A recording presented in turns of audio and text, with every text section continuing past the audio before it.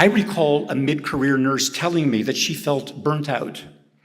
After so many years, she said, patients have begun to feel like kidneys on legs.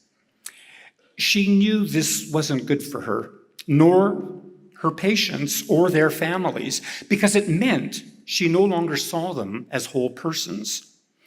Our research shows that when this happens, it can diminish trust, empathy, compassion, and respect.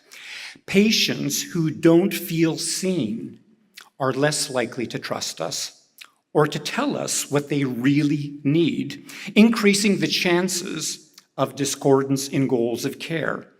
Our studies show when healthcare providers experience patients based solely on their illness, without consideration for who these patients are as persons, they become less satisfied with their job, more robotic in their work, and more vulnerable to burnout.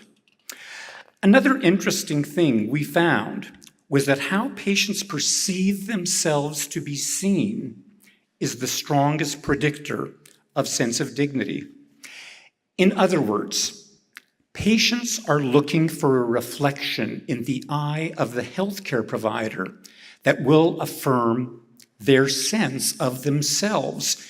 If all they see in this metaphorical reflection is a problem checklist or a differential diagnosis, they end up feeling that the essence of who they are as a person has fallen off our radar.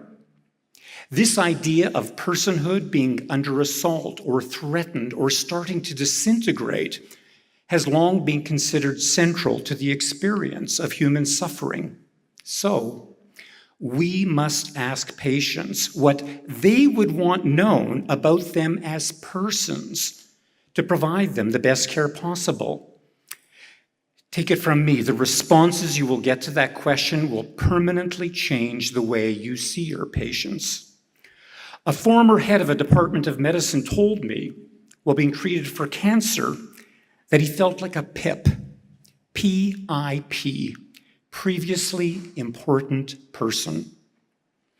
When I asked an Aboriginal woman with advanced cancer on our ward what I should know about her as a person, she told me she was a residential school survivor, that her family had moved 82 times so no one would know them, and that she didn't trust healthcare professionals who wore white coats.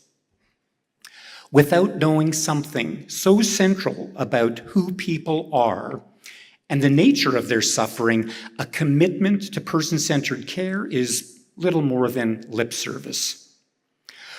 What all of this means is the way we are with patients and our attitude towards them will profoundly shape every single clinical encounter and their illness experience.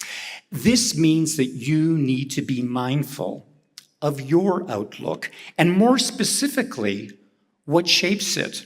We all intuitively use ourselves as a gauge for what patients want or need, the so-called golden rule, doing unto others as we'd want done unto ourselves.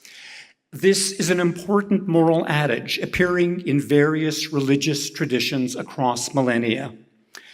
But we need to be aware that the lens through which we see our patients has been shaped in ways we may not be entirely aware of.